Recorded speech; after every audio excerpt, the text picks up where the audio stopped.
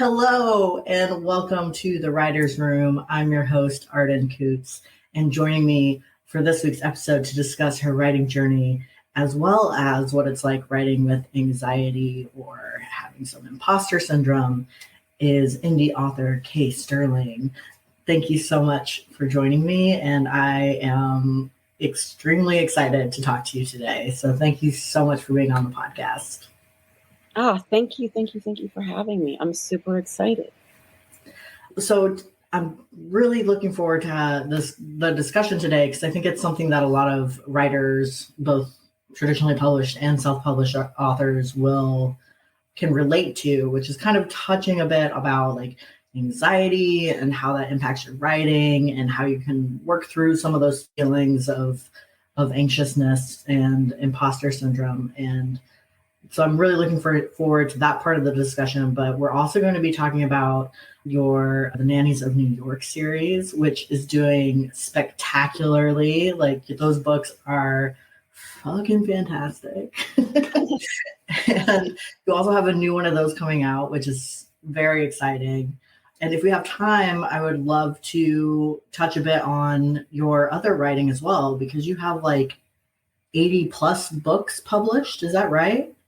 I think so. That sounds like about right, about like something I do. But yeah, I think that's I haven't looked into it, but I think it's like something 80 something on Amazon. Yeah, that is so impressive. Like, I hope to one day be at that level of writing. I don't know. Like I said, I think we talked about this in our little planning thing. Like, I always want to tell people, like, don't do it. It's not worth it. But sometimes it is in a way. Yeah, I'd love to get into that.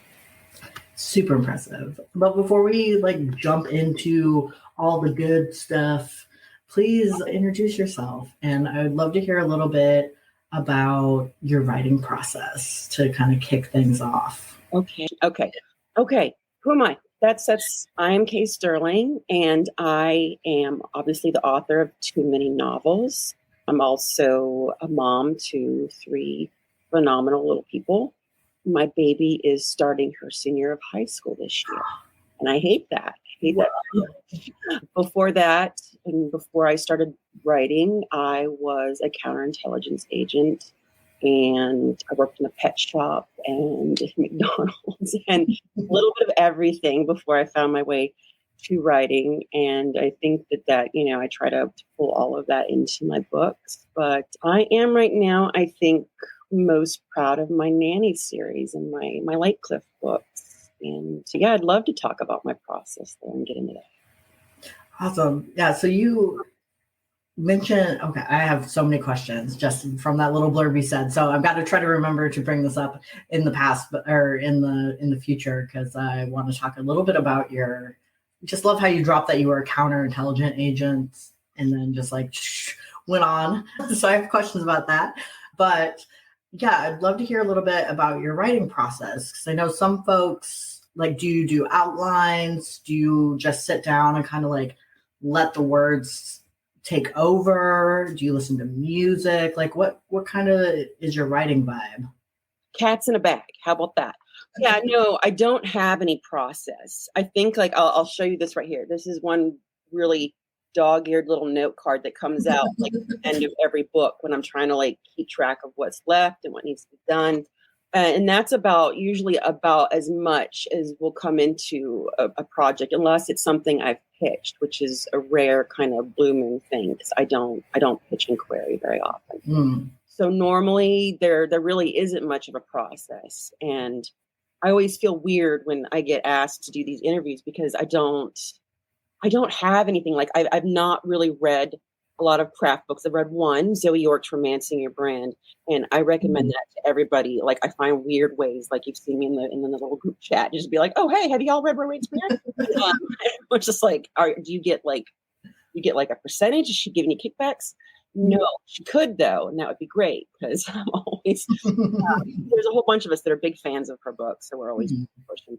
But that is the only craft book I've ever read, because I have no real process, and usually it'll just start with a general vibe, I do feel like a rom-com, and I want it to be, age gap and blah, blah, blah. And I will start to kind of just like come up with a vision of who the characters are and the overall chemistry, and how do I shake them up and get that chemistry really fizz and pop, and then I'll just start coming up with some exciting scenes and start plugging them in. And it's like, how do you join them together? And how do you get them here to this point? And then, yeah, so sometimes it starts like in the middle, and sometimes I'll get to the end. I'll just jump in and think about, what is the end game?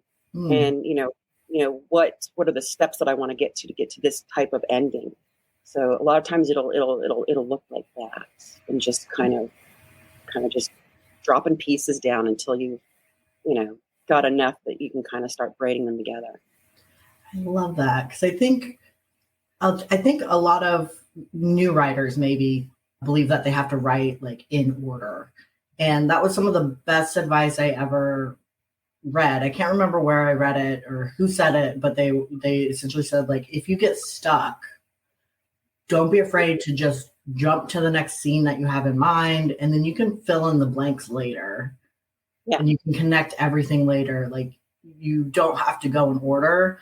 And that made a huge difference for me, because I had writer's block for like years, because I was just trying to write in chronological order of my book and was stuck. And as soon as I heard that, I was like, oh my God, of course. I don't have to, I can jump around and connect things, and it has completely changed the way I write. So right. I like that you write like that as well, just kind of piecing things. That was a huge light bulb moment for me as a writer. And that is one thing that I'm always like quick to share with people, like the freedom in saying, I can just jump to the part I'm most excited about today. Like the part that is really speaking to me, and, that just keeps itching at my brain. Like, I can write that part. Like, I don't have to, follow those steps to get there. So just jumping that that gets you out of that block. Like, to me, there is no block. There's got to be some part in the book that is inspiring you, that makes you want to write that book. There's got to be a part there, else you wouldn't be there. Mm-hmm. Go to that, and then get in that scene, look around and say, all right, well, what do I need to get us to this point? How do what do my characters need to pack in their emotional bags? What do I need to put in front of them? What hurdles do they have to jump to get to this place? Yeah. So felt like that, like just get in there, get rooted in that moment, and then look around you and see how do you build towards that. And that's how I get out of the block. Like, there's no block in that. Because you write a lot of series, do you ever get confused about like who you've mentioned before and like the little details? Because I know some people will use like character sheets. The series Bible. Yeah. The series Bible. Like, the pros have series Bibles. And no, I don't have one of those. So this is why I pay for Kindle Unlimited, because I feel really embarrassed when I say this, but that way I can just pull my books and see what I because I try to keep it all in my head. But you talk about like a mind palace. Mine's like a scary, like shut down flea market that's been like, condemned. It's full of cobwebs and just awful. Like, wouldn't go in. So no, I have to kind of pick my way through through a past book and try to remember what I did if I don't have it. Like, I don't even know how many books. We're like 25, 26 books into Lake Cliff, if you look at them all. And some of the characters I know, like Aiden Sharp is a real person to me. Like, you just can't convince me that he's not off in the suburbs outside of Chicago, just, eating a grilled cheese sandwich right now. Like, he's real to me. Mm-hmm. And so I know a lot about that. But when it comes to like specifics, yeah, I have to go back and look at the books. It's embarrassing, but I would recommend that if you are going to write a series, make a series Bible, because that makes so much sense. And every time I start a new series, do I make one? No, because I just like to just hit myself in the face with hammers. I'm getting to that point because I just I'm working on a trilogy, and I'm there. It's the supporting characters that get me. I'm like, oh shit, what did I name that guy again? Or like, which one is this? And then I got to go back and reread, and I'm like, oh, okay, his name is Ray, not Sean or whatever. but it's the sub characters that get me in the trying to keep everything in line. But I love that. So you write different genres of books. You do like cute, quirky, steamy rom-coms, and then you also do romantic thrillers. Can you share a bit about how you got into writing those and what you love about those two genres? Well, sorry. Honestly, I think that if you pick almost any kind of genre or theme, I've tried to write it. I mean, I have vampires, I have, Western kind of theme, Western, my Bisbee series is kind of Western light. I have period romances. I never want to kind of stay in the same box for too long. And I like to try to see if I can kind of fit my voice into these different themes without necessarily, while kind of still sounding like myself. So I love the challenge of that. Like, I wanted to write a vampire romance, but I didn't want to write the same kind of vampire romance. So I was like, how do I make it different, but also fun and steamy and gay, super gay, So, like, how do I take these things that, everybody knows, but, make them fresh and and just put my own kind of, tweak on it. So I love that. That's kind of where a lot of it comes from. But then also just needing that kind of that shift. Like, if I write a lot, I'll write 3 or 4 Lake Cliff books.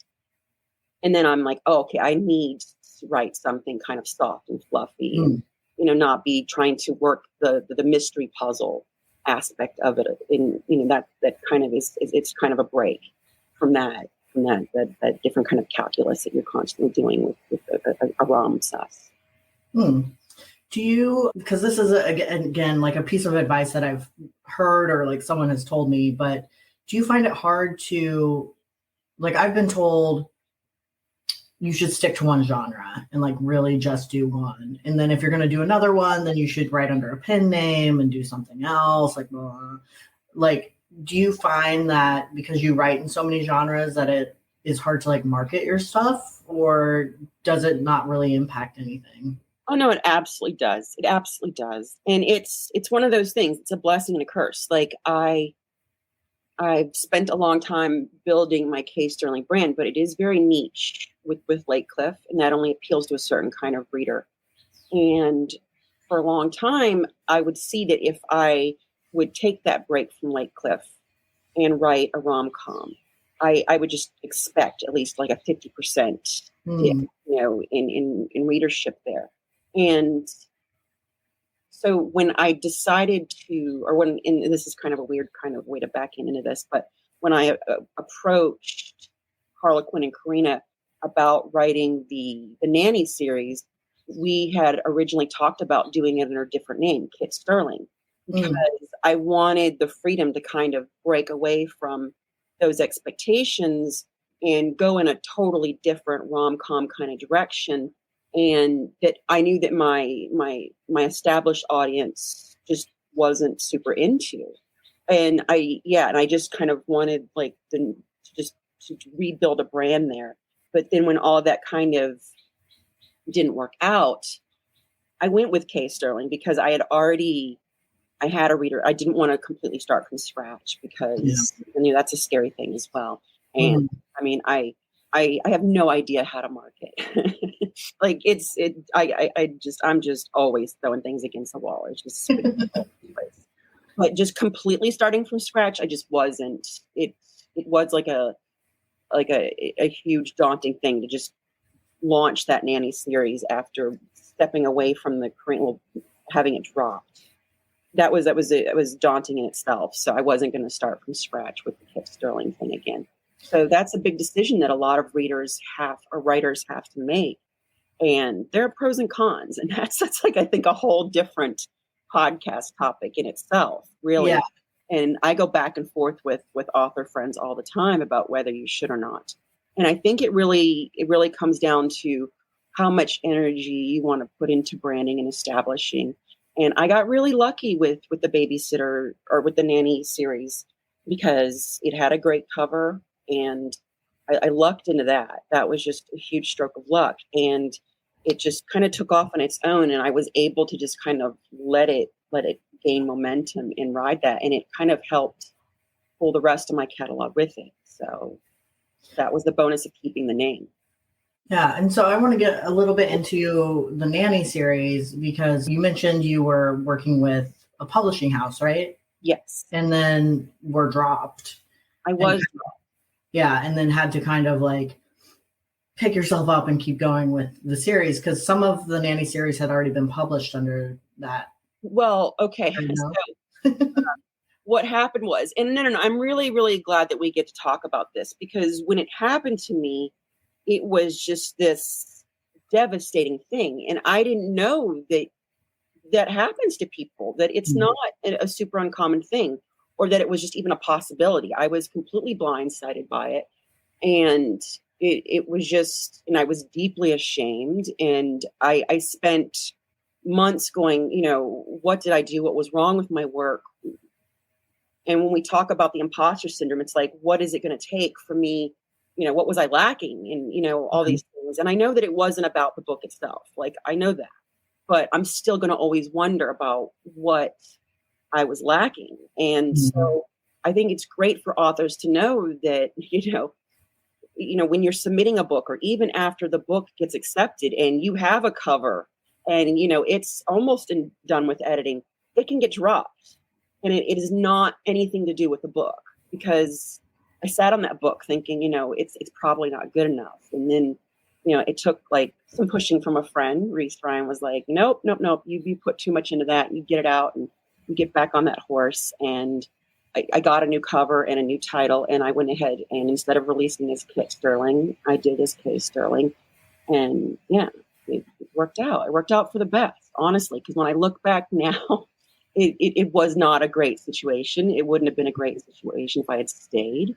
And then knowing what I know about publishing and what's happening in that publishing house since, I dodged a tremendous bullet. And I know I would not have financially made anywhere close to what I've made. And I've been able to publish the series exactly the way I want to, rapidly.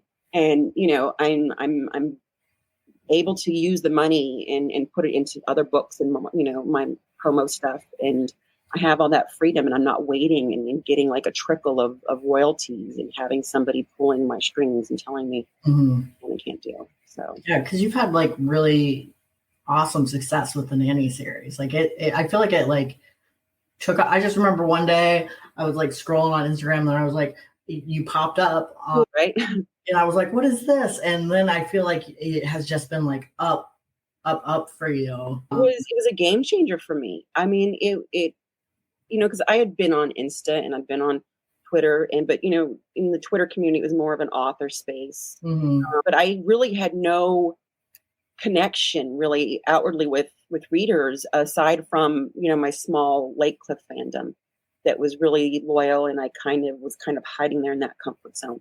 But once that first Nanny cover kind of got noticed, it just kind of blew up, and the response was amazing. And it was the best success I've had in 9+ years as an indie author. It was a game changer for me. And I don't know if I'm exactly the best person to make the most of that opportunity. And I feel like, I'm squandering it, like, you're ruining it.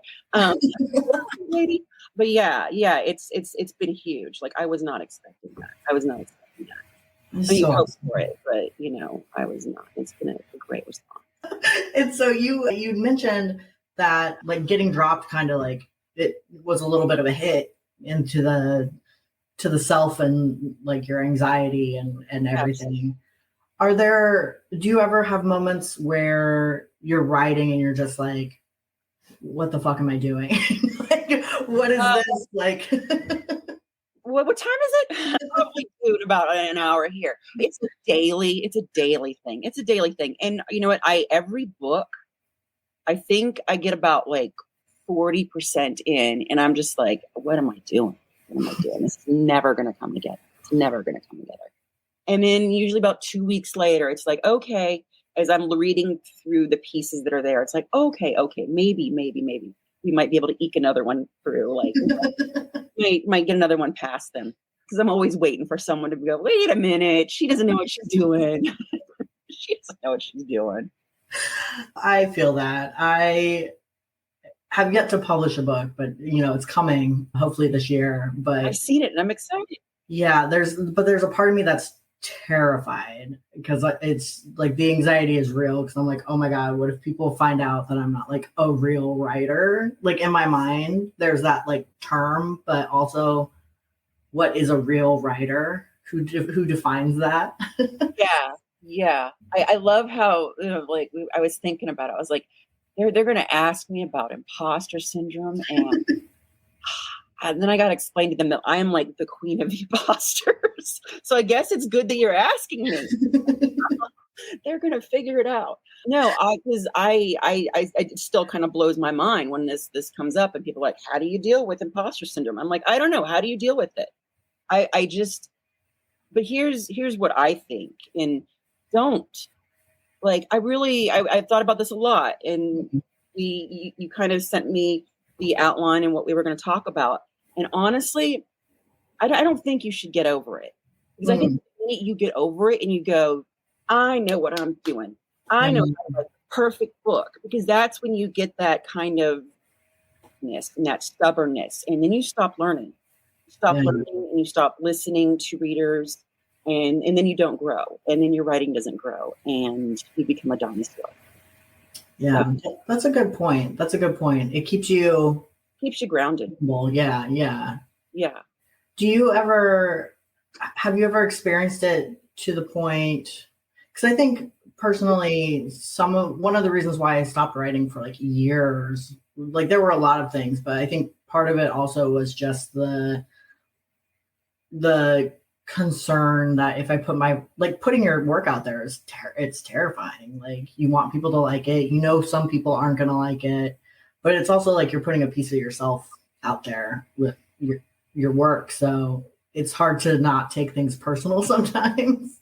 But you remember what Capote, I don't know if you remember, oh my God, I sound like fucking Capote, but okay. But there was a quote about publishing a book. The effect is basically like putting your child out in the yard and letting people shoot it. And it feels like that. This is a thing that you love, that you made with your cells, and it's pieces of you, and it resembles you, and it sounds like you. And then you've got to let people just start backhanding it and kick it in the nards and put things down. And you've got to gracefully accept that, and that is hard as a parent. Yeah, that's really hard. Because you're very invested and emotionally attached to that. So it is a painful, excruciating thing, and you have to be able to just to separate yourself from that and just say, well, it's not mine anymore. Once you publish it, you have to accept that it's not mine anymore. Yeah, you set it out into the world. Yeah, so that's just a thing you have to accept. Do you have any like tips or tricks? Like, I won't just speak from my personal experience, but I can get into like a really negative, like mind space where I'm just like spinning. I'm like, oh my God, this is trash. What am I doing? I'm just like spiraling. Do you have any tips or tricks for folks that might be kind of in that headspace or like experiencing imposter syndrome? Yeah. Just always remember that they're metrics. We're always making up metrics to kind of hold these accolades from ourselves, so that we don't have to say, yeah, I did that. So there's always these metrics. And like for me, even though I know how much of a shit show it is and how degrading it was to my own self-worth, not being a trad published author is always going to be a metric. So I'm not a real author until I have that trad book. I'm afraid. I don't know if I'll ever let that go.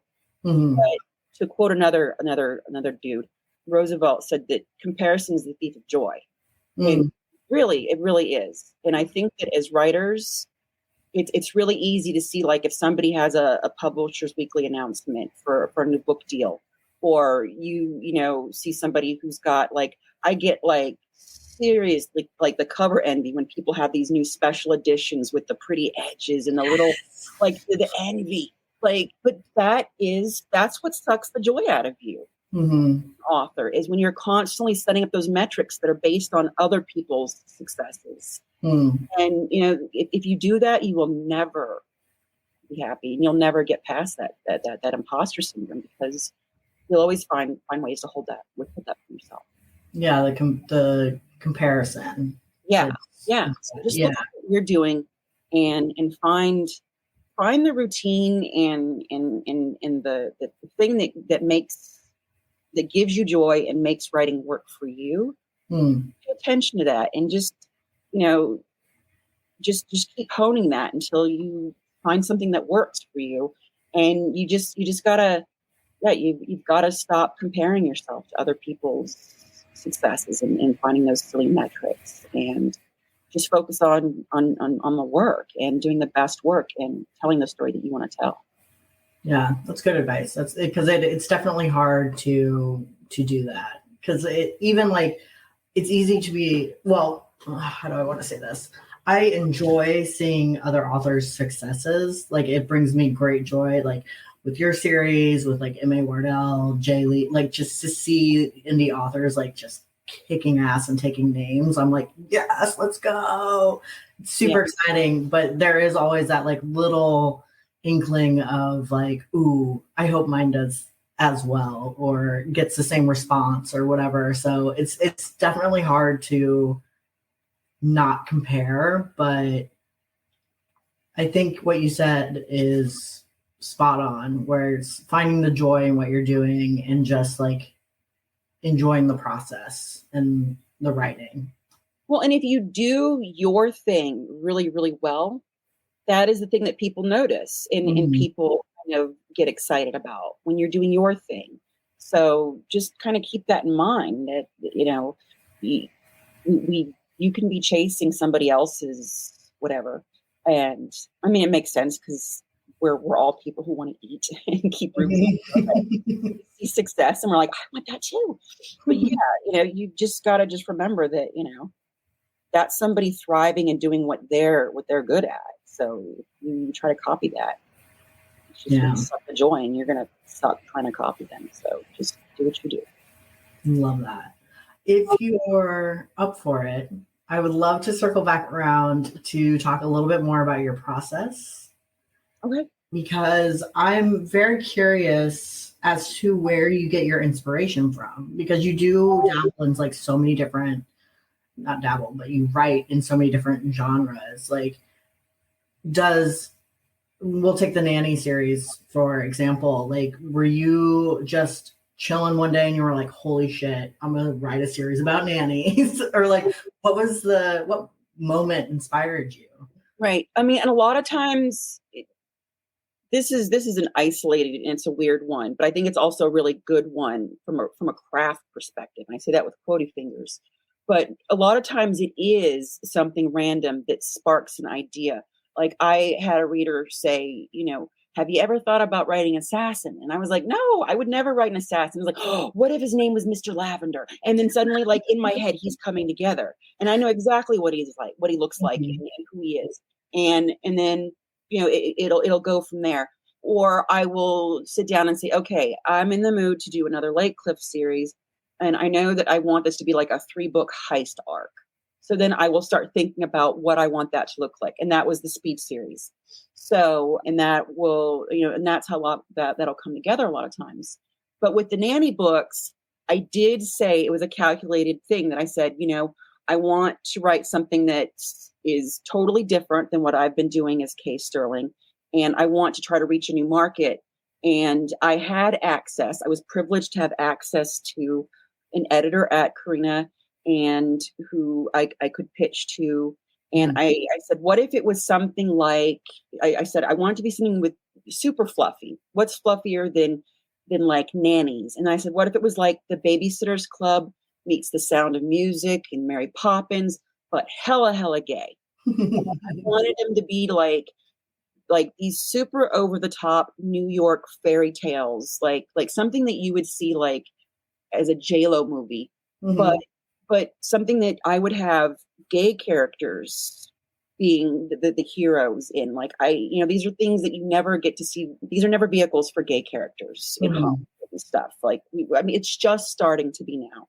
So that's what I wanted. Like, I wanted the New York fairy tale, and I wanted to be super fluffy. So yeah, it was the Babysitters Club, because these are all things that, when I was a kid, the Scholastic Book Fair, these are all things that Mhm.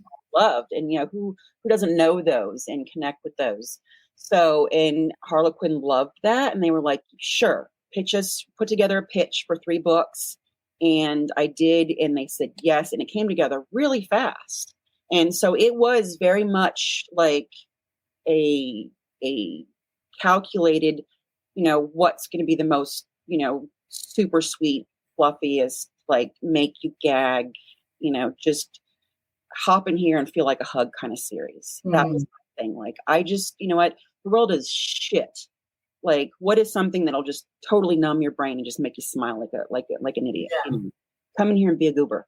So it was just very much design, and also like those tropes that just make your brain super, super happy, like, grumpy, sunshiny, and, things like that. So yeah, it was very, so that's how that series was built. And I think that even when I am doing something that is kind of, like haphazard, like the vampire book, I'm still going to look at, tropes and stuff. And Mhm. there's still going to be like a certain calculation to how to make a book work, because there are certain things that make a book work and that Mhm. romance readers want. So yeah, then all those things come into play.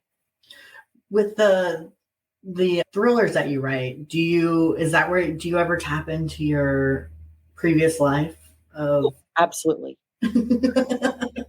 I mean, it's like it's one of those, like, why wouldn't you? Like, I had to read all of those boring ass manuals and figure out how like agencies work together and how to like classified documents need to be stored and handled. Like, I had to do something with all that crap the Army made me memorize and that I had to teach to poor soldiers.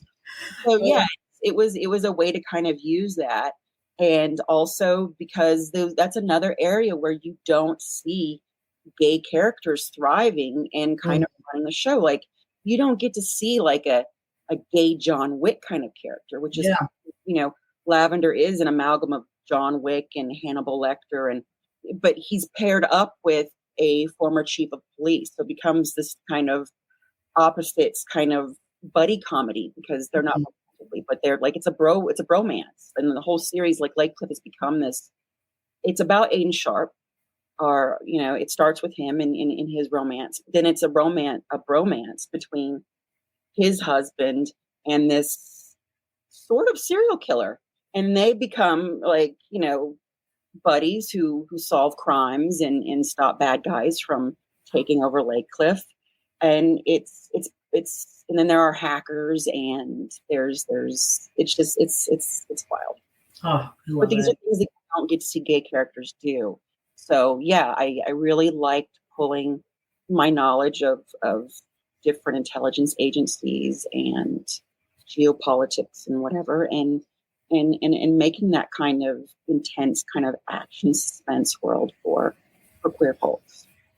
What I'm seriously sitting here going, okay, now I gotta read all this series too, and like just adding. I know, but I always cringe because like the first part of it is such a mess, like the first 7 books, because I had no idea. It wasn't even supposed to be a series. It was supposed to be one book. And then, yeah, it was like, I was like, okay, maybe like a 2 or 3 more. But yeah, so in the beginning, it's kind of muddled until I figured out and accepted it. Okay, it's going to be a huge series. Just buckle up and get in and get organized. Just get on for the ride. Yeah, just accept what you're doing, kid. Oh, I love it. Yeah, that's my preferred type of book to read are like romantic thrillers, especially MM and just all the gayness. Here for it. Yeah, me too. Because I read like Silence of the Lambs. I was a huge Thomas Harris fan. Mm. Like with all genres, I always say this, like, romance is the genre that gets crapped on the most. Hmm. Name a genre that can stand without a romance in it. You know, like you can't have a really great horror or even a Western without a strong romantic element in that. And like when I was reading books like Silence of the Lambs and stuff, you know, we're always watching the romantic element in the background. So I was always like, you know, one day I'm going to write something like Silence of the Lambs, but it's going to be steamy and sexy. So. Love it. So this kind of goes into my next question, which is, do you consume the type of content that you write, or do you kind of, like you said, kind of prefer to take a break from like the thriller and like the heavy stuff and consume like light, fluffy stuff? Yeah. I always feel bad when I'm asked this question because I don't get enough time for fun reading. I mean, with my schedule, because like I turned in a book right before I jumped on with you, and then I'm releasing. I showed you a cover that a book that I'm releasing in September, so I've got to start writing that book tomorrow.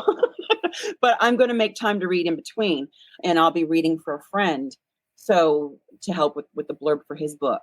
So like finding time for fun reading is not something that I get to do, and a lot of times when I do get that, it's not like I do want to break from romance because I am so immersed in romance tropes, and you know we just eat, sleep, and breathe them all the time over here. So no, if I'm not helping a friend out with, or if I'm not going to review a friend's book, then no, a lot of times I won't read a romance book. I feel bad, but I read like 4 books a year if I get to pick a book, and it's you know. Well, yeah, I think it makes sense because like you get burned out on it. Yeah, but I think that it kind of feeds those things. Like if you let those other muscles kind of shrivel, or if you don't feed those other things, then you don't have anything, because you need all those other things. You need those other genres and those other things to feed romance, because it all kind of feeds back in. So yeah, no, a lot of times I don't watch a lot. I don't watch rom-coms. I don't need Last time I watched that Sandra Bullock one, like, and that was like the first one. The what was it? The one with The Proposal? No. Channing Tatum, and it had the Daniel Radcliffe in it. Lost City, or was it Lost City? It was kind of like Romancing the Stone, the new one. Oh yeah. Yeah, I saw that one, and then I don't watch romance movies. I watch a lot of like documentaries. I feel like those really like messed up religious ones with or true crime. I watch a lot of true crime stuff. Yes. And then just history. I love history stuff, and then food stuff. So a lot of it is just, but those are the things that help me. Like I said, like, how do you not need food stuff when you're writing a romance book? That's a love language. And so yeah, it's all connected. Cool. I have one more question about your process, because you mentioned your schedule and your writing schedule. How do you plan for your stuff coming out? Like, do you use anything, or do you just kind of wing it? Or No. I think that is my biggest problem. And we talked, or you mentioned anxiety. So much of my process is about keeping my brain busy, so I don't have to do the things that trigger my anxiety. And I have the privilege of being able to write full time. And, you know, my kids are old enough that they don't need me to, you know, to feed them and take them to places. So I just basically have to show up where I'm told to be. Otherwise, I can stay at my desk and work. But it is this kind of frenetic, anxious, constant, like on a wheel, writing, because if I stop, then my brain will eat me alive. Like my mechanism of keeping my brain from focusing on things that, you know, instead of stressing at night about, you know, my son, I will just, I've called, you know, I call them people puzzles. I've got these people puzzles and dialogue worked out. So the next morning when I sit down at my desk, I know what I'm writing. It's all worked out. Yeah. And that's better for the brain. And I, you know, it's like having the TV on. I can eventually kind of go off to sleep instead of it's like my brain's like a heat-seeking missile. It will just find one thing from the next to worry about until I'm sick. My stomach is a mess and I'm pacing. So it's just it's a survival mechanism. I love that I do love that you mentioned though that at night, because that's something I do too. I always, like disassociate, I guess, or whatever. But that's how the story for my first book came about, because I couldn't sleep because I, racing thoughts and anxiety. And so I would make up these stories with characters in my head to like help myself fall asleep.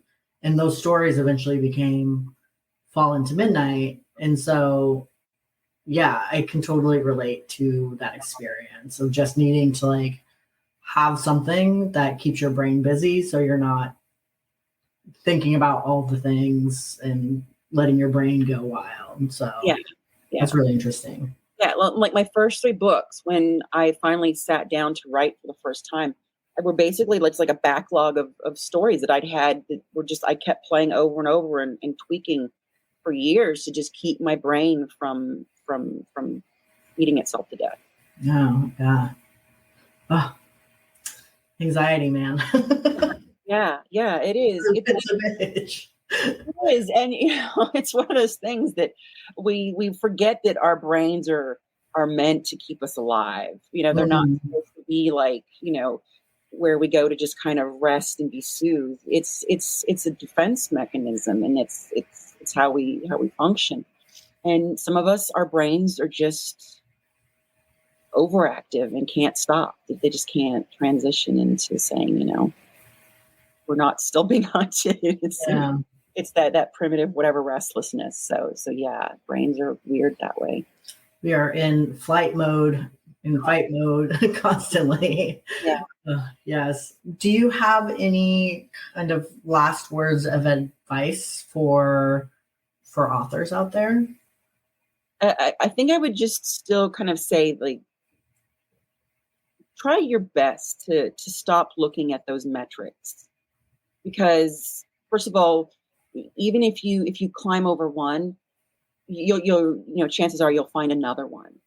And just remember that comparison is the thief of joy, and that if you just focus on what gives you joy and finding the tools and the routine that makes you the happiest, most productive writer, that I think that will show in your work, and the readers will follow and will fall in love with that. And I think that is kind of where you can confront that imposter syndrome, because if you are being, if I'm being authentically Kay Sterling and I'm doing the best Kay Sterling shit I can do, then I'm not being an imposter, right? Yeah, exactly. Because there's no way to mess that up. I mean, I probably will find a way to do it, but yeah. So yeah, nobody can be like, well, you're not Kay Sterling, it right. So yeah. So just yeah. Some if you can, and then let me know how you did it.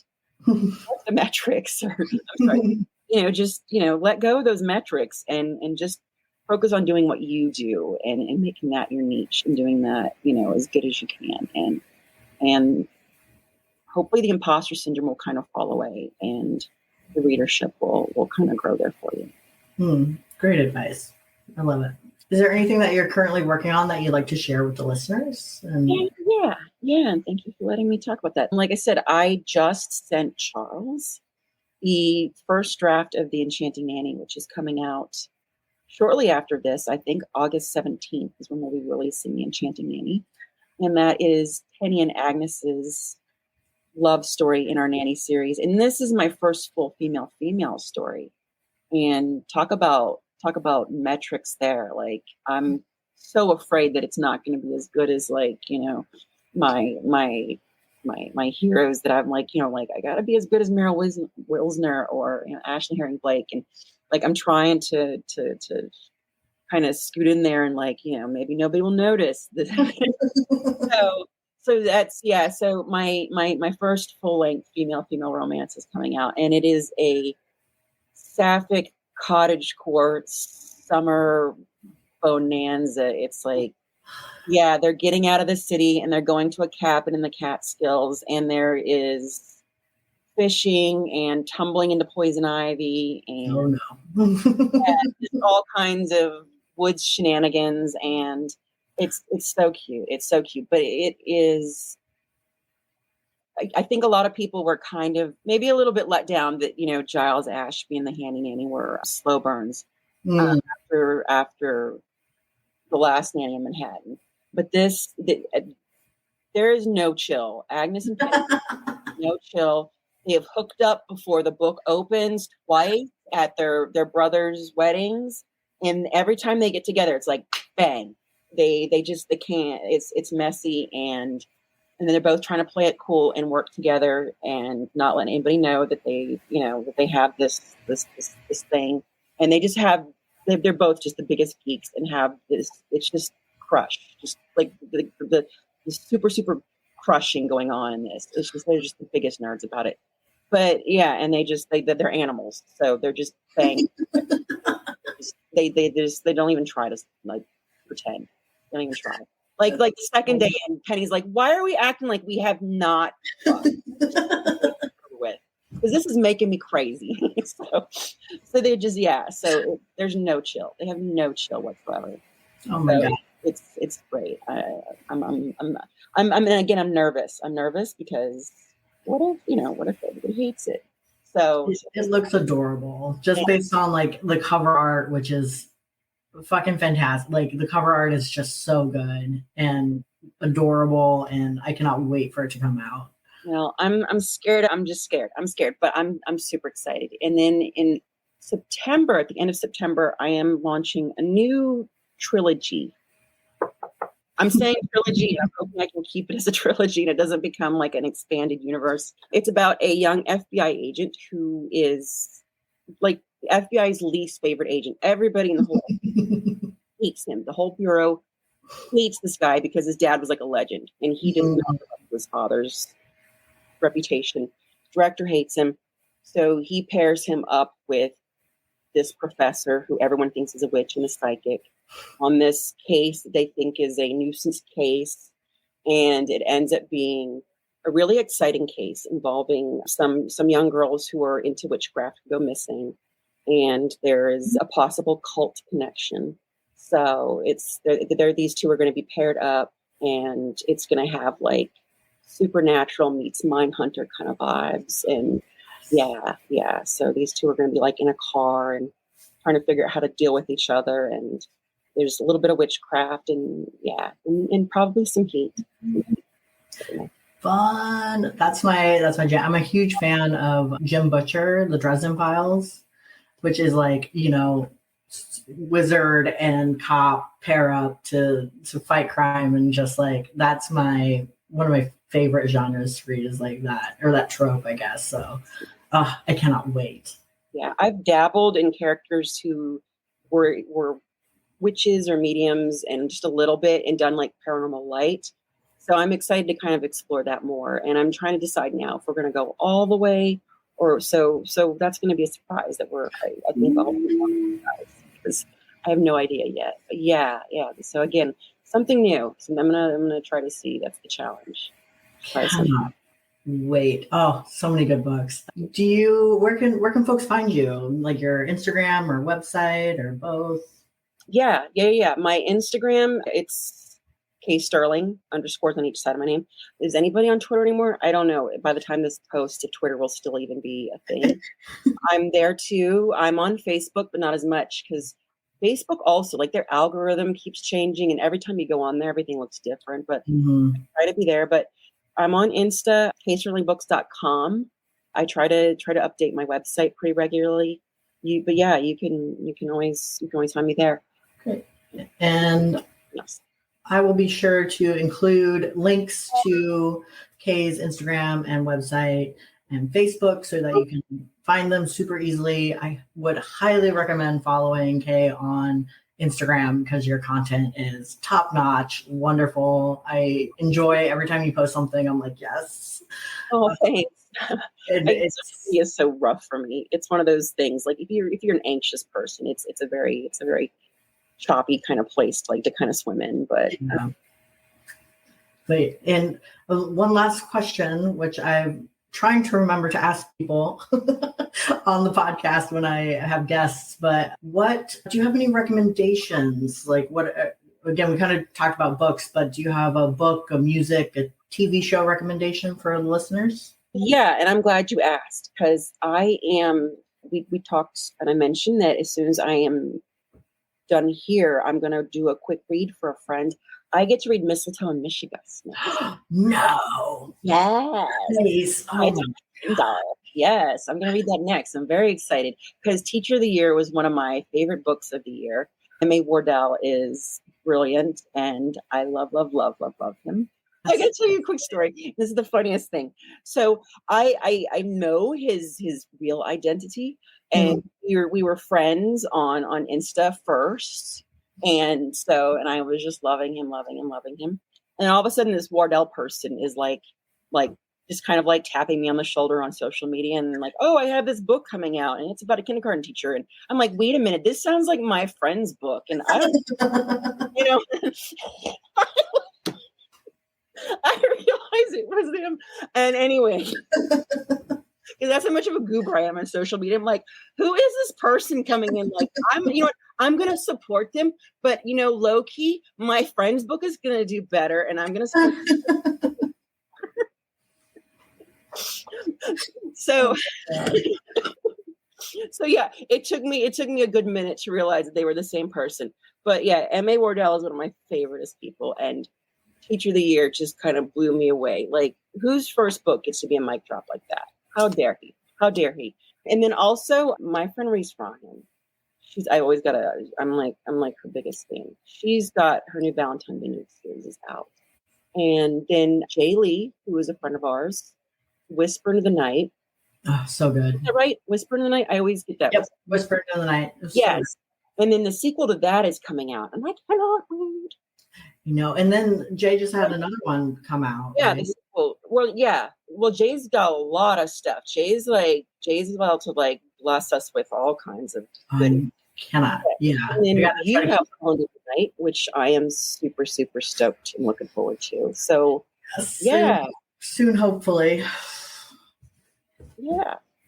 Well, if you ever need help, I am. Yes, that's why I started a group chat. I'm like, I need all the help I can get. well, I'm here. I'm always happy, and I'm so excited. Some fantastic recommendations, and both individuals are on the podcast. So M.A. Wardell's episode has already come out by the time you're hearing this one, as will have Jay's. So definitely check both of them out. Be sure to check out Kay Sterling and you literally have a book for everyone. I feel like there's a little bit of something for everyone. And I can't thank you enough for being on the podcast. This has been wonderful. Okay. This was a blast. And thanks for making it so fun. Absolutely. And I also want to thank the listeners for tuning in today.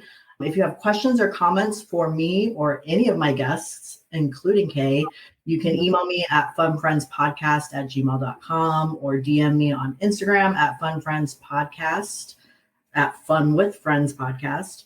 And we will answer your questions on a future episode of the Writer's Room. Also, be sure to like, rate, and review. All of that helps greatly. And with that, get out there, try something new, and have some fucking fun. Goodbye. Bye.